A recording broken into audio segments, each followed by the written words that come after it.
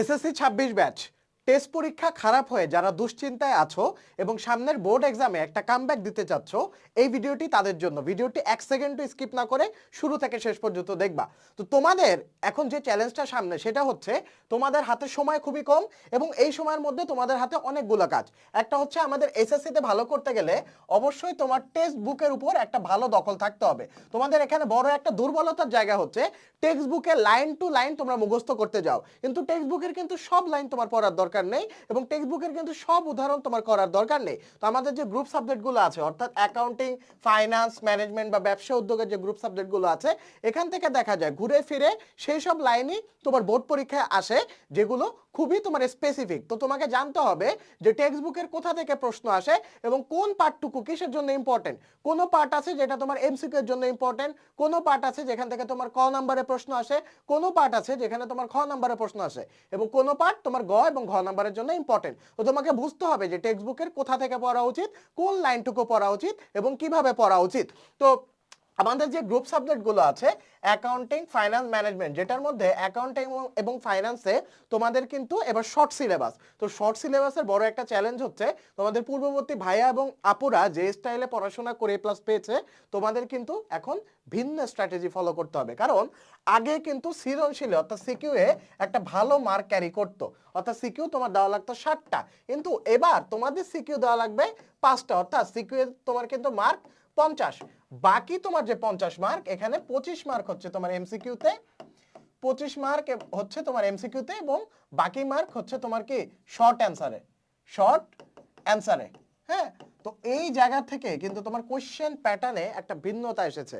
তো তোমাদের এখন সবথেকে বেশি জোর দেওয়া উচিত এমসিকিউ প্লাস শর্ট কোশ্চেনে, এমসিকিউ প্লাস শর্ট কোশ্চেনে। তো এটাতে ভালো করতে গেলে কি করা লাগবে ভাইয়া? এটাতে ভালো করতে গেলে তোমাকে অবশ্যই টেক্সট বুকে যে জায়গাটা থেকে কোশ্চেন আসে সেটা জানতে হবে। তো আমাদের যাদের মানে প্রস্তুতি একদমই খারাপ, কম সময়ে যারা তোমাদের সিলেবাসটা কভার করতে চাও এবং বোর্ড প্র্যাকটিস করতে চাও, তারা আমাদের এই ক্র্যাশ কোর্সটা দেখতে পারো। এই কোর্সে আমরা যে কাজটা করেছি যে টেক্সট বুক তোমাদের দাগে দাগে পড়েছি, অর্থাৎ এই কোর্সটা করলে তোমার শর্টকাটে তোমার প্রিপারেশনটা হয়ে যাবে। অর্থাৎ তুমি জানতে পারবে যে কোথা থেকে কোশ্চেন আসে, কিভাবে কোশ্চেন আসে এবং তোমার কিভাবে প্রিপারেশন নেওয়া উচিত। তো এখানে মূলত তোমার 3টে স্ট্র্যাটেজি ফলো করেছি, যেই স্ট্র্যাটেজিটা তোমরা যদি বাসায় বসেও ফলো করো তাও তোমরা এ প্লাস পাবে। স্ট্র্যাটেজিটা হচ্ছে টেক্সট বুকের যেই অংশ থেকে তোমার কোশ্চেন আসে টেক্সট বুকটা দাগিয়ে পড়া। হ্যাঁ, তারপরে হচ্ছে তোমার প্রত্যেকটা চ্যাপ্টার শেষে বোর্ড সলভ করা। বোর্ডের তোমার 2টা করে সৃজনশীল সলভ করবা এবং তোমার 50টা করে এমসিকিউ সলভ করবা। সবথেকে মজার ব্যাপার হচ্ছে এমসিকিউ গুলো কিন্তু সব তোমার টেক্সট বুক থেকেই আসে, কিন্তু এই কম সময়ের মধ্যে টেক্সট বুকের লাইন টু লাইন সবকিছু পড়া কিন্তু তোমার সম্ভব না। আর অ্যাকাউন্টিং এবং ফাইন্যান্সের মধ্যে সবগুলো চ্যাপ্টার কিন্তু তোমার টার্গেট করা দরকার নেই। কিছু কিছু স্পেসিফিক চ্যাপ্টার আছে যেগুলো তুমি টার্গেট করে পড়ে গেলে ওখান থেকে তুমি কোশ্চেন কমন পাবা। যেমন তোমার এখানে অ্যাকাউন্টিংয়ে কিন্তু তোমার আর্থিক বিবরণী থেকে একটা কোশ্চেন থাকবে এবং একটারই তোমার অ্যান্সার দিতে হবে। অর্থাৎ আর্থিক বিবরণীতে তোমার কিন্তু কোনো চয়েস নেই। তোমাদের সিনিয়র ভাইয়া আপুদের তোমার 2টা করে সৃজনশীল দিতে হতো, তো তোমাদের হচ্ছে একটা সৃজনশীল দিতে হবে। তো তোমরা আর্থিক বিবরণী পড়ে গেলে একটা সৃজনশীল কমন পাচ্ছ, বাকি থাকলো কয়টা? 4টা। এই 4টার মধ্যে তোমরা এই 4টা সৃজনশীলের জন্য তোমরা 5টা চ্যাপ্টার টার্গেট করবে, 5টা চ্যাপ্টার টার্গেট করবে এবং ইজি ইজি চ্যাপ্টারগুলো টার্গেট করবে। যেমন কি কি? তুমি লেনদেন টার্গেট করতে পারো, দুতরফা দাখিলা পদ্ধতি টার্গেট করতে পারো। লেনদেন একটা সোজা চ্যাপ্টার, এখানে 2টা বা 3টা টাইপের ম্যাথ আসে, এর বাইরে কোনো কোশ্চেন আসে না।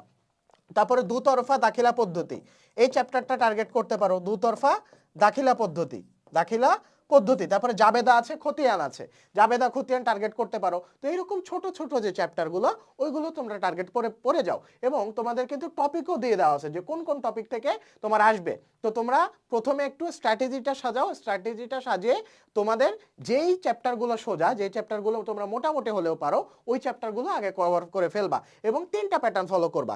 একটা হচ্ছে তোমার টেক্সট বুক প্রথমে রিভাইজ দিবা, 2 নাম্বার হচ্ছে সব ধরনের এমসিকিউ সলভ করবা। এমসিকিউ সলভ করলে কিন্তু মানে আগে তোমরা যে এমসিকিউটা সলভ করতে যে 4টা অপশনের মধ্যে বেছে বেছে সলভ করবে, এখন ওই কাজটা করবা না। এখন ডাইরেক্ট এমসিকিউ অ্যানসার মুখস্থ করবা যেগুলো জ্ঞানমূলক আছে। কেন অ্যানসার মুখস্থ করতে বললাম? কারণ এবার কিন্তু তোমাদের শর্ট কোশ্চেন আছে। আমি বারবার রিপিট করছি একটা কথা, এবার তোমাদের শর্ট কোশ্চেন আছে, অর্থাৎ এক কথায় উত্তর দাও। এরকম টাইপ প্রশ্ন থাকবে। তো তোমার মাথায় যদি অ্যান্সার মুখস্থ না থাকে, এখানে তোমার এমসিকিউ এর মতো কিন্তু অপশন থাকবে না। তো শর্ট কোশ্চেনে তোমার এক কথা উত্তর দিতে হবে। এটার ক্ষেত্রে তোমার দুইটা জিনিসে মাস্টার হওয়া জরুরি। তুমি দুইভাবে প্রিপারেশন নিবা। একটা হচ্ছে টেক্সট বুকের যে লাইনগুলো দাগানো থাকবে ওই লাইনগুলো তুমি বারবার পড়বা, এবং সেকেন্ড যে কাজটা করতে হবে সেটা হচ্ছে এমসিকিউ এর অ্যান্সারে অপশন না দেখে শুধু উত্তর মুখস্থ করে যাও এবং সাথে সাথে খাতায় লিখে ফেলা। এই কাজগুলো যদি তুমি রিপিটেডলি করতে থাকো তাহলে দেখবা তোমার এক্সামে একটা ভালো মার্ক আসছে এবং এই কম সময়ে তোমার প্রিপারেশনটাও ভালো হয়ে যাবে। তারপরে আমাদের জেনারেল যে সাবজেক্টগুলো আছে, জেনারেল সাবজেক্টগুলোর মধ্যে ম্যাথ, ইংরেজি এবং বিজ্ঞান, এই তিনটা জিনিস আমাদের কমার্সের স্টুডেন্টের জন্য একটা ভয়ের নাম। তো ইংরেজিতে এ প্লাস পেতে গেলে তোমাকে অবশ্যই গ্রামারের উপর ফোকাস দিতে হবে। ইংরেজিতে তোমার কখনো ফার্স্ট পেপার দিয়ে এ প্লাস ওঠে না। ইংরেজিতে ভালো করতে গেলে গ্রামারে ভালো করা লাগবে, এবং গ্রামারে ভালো করতে গেলে কয়েকটা টপিক আছে যে টপিকগুলোতে তোমার ভালো মার্ক তোলা পসিবল। তো ওই টপিকগুলোর উপর তোমরা বেশি ফোকাস রাখবে। তারপর হচ্ছে ম্যাথ। ম্যাথের ক্ষেত্রে আমাদের কমার্সের স্টুডেন্ট একটু দুর্বল থাকে। তো তোমরা যে কাজটা করতে পারো, তোমাদের বীজগণিতের কয়েকটা স্পেসিফিক চ্যাপ্টার আছে, ওইগুলো টার্গেট করে পড়ে যাবা, এবং তোমরা বেশি জোর দিবা পরিসংখ্যানের উপর। পরিসংখ্যান অর্থাৎ একদম লাস্টের চ্যাপ্টারটা পরিসংখ্যান, তারপর হচ্ছে ত্রিকোণমিতি। ত্রিকোণমিতি 9.1, 9.2 আর 10, এই তিনটা চ্যাপ্টার ত্রিকোণমিতির উপর জোর দিবা। আর হচ্ছে পরিমিতি যদি পারো তো ভালো। আর জ্যামিতির ক্ষেত্রে সম্পাদ্যের উপর জোর দিবা, কারণ সম্পাদ্যটা অনেক ইজি ভাবে পারা যায়, কিন্তু উপপাদ্য মুখস্থ করতে হয়। তো এই তোমাদের শর্টকাট ট্রিক বলে দিলাম। আর হচ্ছে বীজগণিতের ক্ষেত্রে যে কাজটা করবা, চ্যাপ্টার 3 টার্গেট করে পড়ে যাবে। এখন এক একজনের শক্তিমত্তা জায়গা এক একটা। তো তোমার এমন কোন স্পেসিফিক চ্যাপ্টার অবশ্যই থাকবে যেই চ্যাপ্টার তুমি অনেক ভালো বুঝো, আবার এমন কোন চ্যাপ্টার থাকবে যে চ্যাপ্টার তুমি কিছুই বোঝো না। তো যে চ্যাপ্টারগুলো কিছুই বোঝো না, ওই চ্যাপ্টারগুলো জাস্ট তোমার এমসিকিউ এর জন্য সলভ করে গেলেই হবে।